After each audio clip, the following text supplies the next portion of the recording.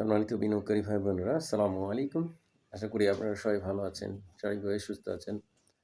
আমি আজকে 13ই জানুয়ারি মঙ্গলবার 2026 এই ভিডিও আলোচনা করছি এবং আমার আজকের আলোচনার শিরোনাম হচ্ছে মোটেও বাড়েনি শেয়ার দুটো বর্তমানে সুপার আপট্রেন্ডে। এই শিরোনামে আমি আপনাদের সামনে যে দুটো শেয়ার নিয়ে আলোচনা করব, এই দুটো শেয়ার বর্তমানে যেই শেয়ারগুলো ট্রেন্ড অনুযায়ী কিন্তু তেমন বাড়ে নাই এবং শেয়ারগুলো বর্তমানে অ্যাকুমুলেশন বা কালেকশন হয়ে শেয়ারগুলো এখন সুপার আপ ট্রেন্ডে পজিশনে আছে। তো বন্ধুরা, আমরা আজকে এই দুটো শেয়ার আলোচনা করব। সে দুটো আলোচনা করার পূর্বে আমি আপনাদেরকে বলে রাখি যে আপনারা দেখছেন আমি আপনাদের জন্য ইন্স্যুরেন্স সেক্টরের যেই শেয়ারগুলো আলোচনা করেছিলাম ইতিপূর্বে, ক্রিস্টাল ইন্স্যুরেন্স, আপনারা দেখছেন যে শেয়ারটি আমি 43-44 লেভেল থেকে শুরু করছি আলোচনা, এই 50-51 এইসব লেভেলে আলোচনা করছি অনেক। বর্তমানে শেয়ারটি আজকে 69 টাকা টাচ করেছে। বন্ধুরা, আমার রিসেন্ট টাইমে আরও কিছু ইন্স্যুরেন্স আলোচনা আছে যেগুলো কন্টিনিউ আছে, চলমান থাকবে। তো আমাদের আজকে যে দুটো শেয়ার আলোচনা করব, এই দুটো শেয়ারের আলোচনার মধ্যে একটি অবশ্যই ইন্স্যুরেন্স আছে।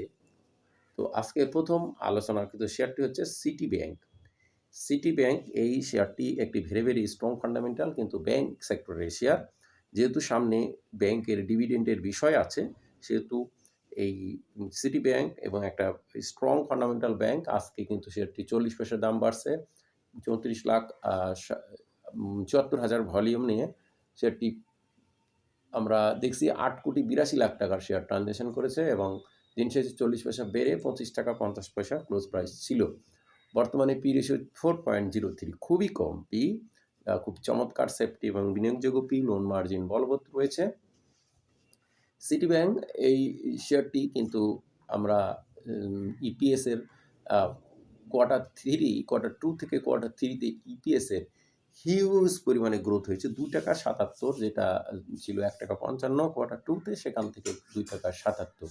তাদের ডিভিডেন্ড হিস্ট্রিও ভালো, একটা ভালো ব্যাংক এবং এটা একরকম বলা যায় প্রাতিষ্ঠানিক বিনিয়োগ বান্ধব শেয়ার। এই সিটি ব্যাংক তাদের কোনো ধরনের ব্যাংক সেক্টরে কোনো সমস্যাও নেই, ভালো পজিশনে এবং বিনিয়োগযোগ্য একটা শেয়ার। আমরা দেখছি শেয়ারটি কিন্তু তেমন উল্লেখযোগ্য বাড়ে নাই, কারণ এভারেজ প্রাইস 24 টাকা 300 দিনের, বর্তমানে 25.50 টাকা এবং এই 24 থেকে 25-এই কিন্তু শেয়ারটি ঘোরাঘুরি করে বা সীমাবদ্ধ থাকে। সুতরাং মোটেও বাড়েনি শেয়ারটি বলতে আমরা এটা বুঝিয়েছি। যেহেতু অন্যান্য শেয়ার যেভাবে বাড়ছে, কিন্তু এই শেয়ারটা তেমন বাড়ে নাই। উপরন্তু পি রেশিও কম, সেফটি বিনিয়োগযোগ্য পি অবস্থান, খুব ভালো পজিশনের এই শেয়ারটি ফান্ডামেন্টাল টেকনিক্যাল অ্যানালিসিসের পাশাপাশি শেয়ারটি ট্রেন্ড ইজ ফ্রেন্ডও কিন্তু সাপোর্ট করছে। দেখুন, 77 লাখ ভলিউম নিয়ে গত 7ই জানুয়ারি একটা বড় ধরনের কালেকশন অ্যাকুমুলেশন হয়েছে। 25 টাকা 90 পয়সা সেদিন ক্লোজ ভ্যালু ছিল। তারপর সেটি আবার স্লো হয় এবং আজকে 25 টাকা 50। এখন আগামী দিনগুলোতে যেহেতু ব্যাংক সেক্টরের ডিভিডেন্ড, ইন্স্যুরেন্স সেক্টরের ডিভিডেন্ডের বিষয় আছে, সেহেতু এই শেয়ারটির ভালো একটা মুভমেন্টের পসিবিলিটি রয়েছে। এই ছাড়া শেয়ারটি আজকে কিন্তু গত আমরা যে দিন ভলিউম ছিল 65 লাখ, কিন্তু তার চেয়ে প্রায় অর্ধেকের কাছাকাছি ভলিউমে, অর্ধেক ভলিউম 34 লাখে কিন্তু শেয়ারটি প্রাইস ইনক্রিজ করেছে। এখন আগামী দিনে এই যে 25 টাকা 90, যেটা 7ই জানুয়ারি, এই ক্লোজ ভ্যালুটা ক্রস করতে হবে এবং এই ভ্যালুটা ক্রস করে লেনদেন হলে 26 টাকায় লেনদেন হলে, 26 টাকা নতুন করে ক্লোজ ভ্যালু হলে শেয়ারটি কিন্তু পুনরায় একটা বড় ধরনের সম্ভাবনা উড়িয়ে দেওয়া যাবে না। তো আমরা এবার দ্বিতীয় যে শেয়ারটি আপনাদের সাথে আলোচনা করব, এটা অবশ্যই একটা ইন্স্যুরেন্স সেক্টরের শেয়ার এবং এই শেয়ারটা নিয়ে আমাদের আলোচনা চলমান আছে। এই শেয়ারটির ট্রেন্ড ইজ ফ্রেন্ড অনুযায়ী এবং বর্তমানে সুপার আপ ট্রেন্ডে এবং সিটি ব্যাংকও তাই, দুটোই। তো তারই আলোচনায় আমরা আজকে সেন্ট্রাল ইন্স্যুরেন্স এই শেয়ারটি ইতিপূর্বে আলোচনা করছি, আপনারা জানেন। 41 লেভেল থেকে আমাদের আলোচনা আছে। আজকে 43.50 এবং 11,85,000 ভলিউম নিয়ে 5,18,00,000 টাকার শেয়ার ট্রানজ্যাকশন করে দিন শেষে 1 টাকা 10 পয়সা বেড়ে 2.5% ইনক্রিজ করে 43 টাকা 50 পয়সা ক্লোজ প্রাইস ছিল। সেন্ট্রাল ইন্স্যুরেন্স সেক্টরের এই শেয়ারটির পি রেশিও 22.54, মোটামুটি সেফটি বিনিয়োগযোগ্য পি আছে একটা, এবং এই শেয়ারটির নেট অ্যাসেট ভ্যালু 50 টাকা 33। তো একটা নেট অ্যাসেট ভ্যালু শেয়ারের 50, কিন্তু শেয়ারটির প্রাইস 43.50, সুতরাং এটা ফান্ডামেন্টাল এভাবে স্ট্রং আ আমরা দেখছি ৫,৩১,০০,০০০ শেয়ার, খুব বেশি শেয়ার নাই ডিসেম্বর ক্লোজিং, এবং তাদের কোয়ার্টার 2 থেকে কোয়ার্টার 3 তে কিন্তু ৪৯ পয়সা থেকে ৫২ পয়সা ইপিএস এসেছে। সুতরাং স্বাভাবিকভাবেই ইপিএসটা তাদের বেশি এসেছে।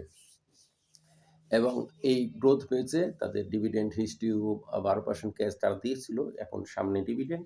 যেহেতু ইপিএসের গ্রোথও ভালো এবং নেট অপারেটিং ক্যাশ ফ্লো যদি দেখি ৬৯ পয়সা থেকে ৯৩ পয়সা। সুতরাং নেট অপারেটিং ক্যাশ ফ্লোটা ভালো আছে। ডিভিডেন্ডের আগে যেটা অনেক বিনিয়োগকারী দেখেন। স্বাভাবিকভাবে এই সেন্ট্রাল ইন্স্যুরেন্স আপনারা জানেন আমি ৪১ লেভেল থেকে আলোচনা করছি, এবং বর্তমানে দেখুন আজকে রিসেন্ট টাইমের মধ্যে এই যে ৳৪৪.৩০ যে ৮ই জানুয়ারি যে একটা ক্লোজ ভ্যালু ছিল এবং ৩১,২৬,০০০ সেদিন ভলিউম হয়েছিল। সেইদিন কিন্তু শেয়ারটির আ একটা বড় ভলিউম হয়ে তার পরের দিন থেকে শেয়ারটি কিন্তু আ কারেকশন হয় এবং সেদিন একটা প্রফিট টেকিং হয়েছিল ভালো।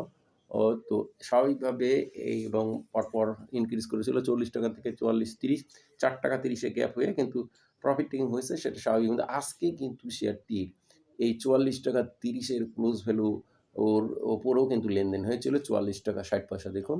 সুতরাং এই শেয়ারটির প্রতি এবং ইন্স্যুরেন্সের যেহেতু এখন একটা স্মার্ট মানি আছে, আপনারা দেখছেন আমি চ্যানেলে ইতিপূর্বে আলোচনা করেছিলাম, ভিডিও দিয়েছিলাম যে এখন কোন সেক্টর, আমি ইন্স্যুরেন্স সেক্টরের উপরে আপনার স্মার্ট মানি আছে সেটাও বলেছিলাম। আপনারা দেখছেন এবং সেটাই হচ্ছে এবং চলমান আছে। তো আপনারা দেখুন আজকে কিন্তু এই যে ইন্স্যুরেন্স সেক্টরের যে কন্টিনিউয়াসলি আজকে আ তার পূর্ববর্তী রেজিস্ট্যান্স ভ্যালুগুলো কিন্তু ক্রস করছে এবং এই ইন্স্যুরেন্স সেক্টরের স্মার্ট মানি শক্তভাবে পার্টিসিপেশন আছে। যদিও এই সেন্ট্রাল ইন্স্যুরেন্স শেয়ারটি মোটেও বাড়ে নাই, তেমন বাড়েনি। কারণ আমি আপনাদেরকে দেখাই এভারেজ প্রাইস ৳৪০.৫০ এবং এই শেয়ারটি কিন্তু ইতিপূর্বে ৪৫, ৪৬, ৪৮ এসব লেভেলে ছিল।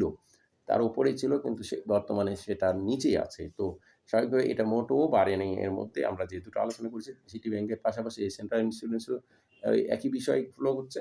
তো আমাদের এই এখন আমাদের আগামী দিন দেখতে হবে এই যে ৳৪৪.৩০ যেহেতু আজকে তার উপরে লেনদেন হলো, ক্লোজ ভ্যালু কিন্তু ৪৪-৩০ এর উপরে হয় নাই। সুতরাং আগামী দিন এই ৪৪-৩০ এর উপরে ক্লোজ ভ্যালু হতে হবে, সেটা ৪৫ বা হোক, তার উপর হোক। হলেই শেয়ারটি কিন্তু পুনরায় একটা ভালো ধরনের সম্ভাবনা উড়িয়ে দেওয়া যাবে না। তো বন্ধুরা, আমাদের এই আলোচনা কাউকে বাই বা সেল করা না, সবাই উৎসাহিত, উপলব্ধ বা নিশ্চিত করার উদ্দেশ্য নয়।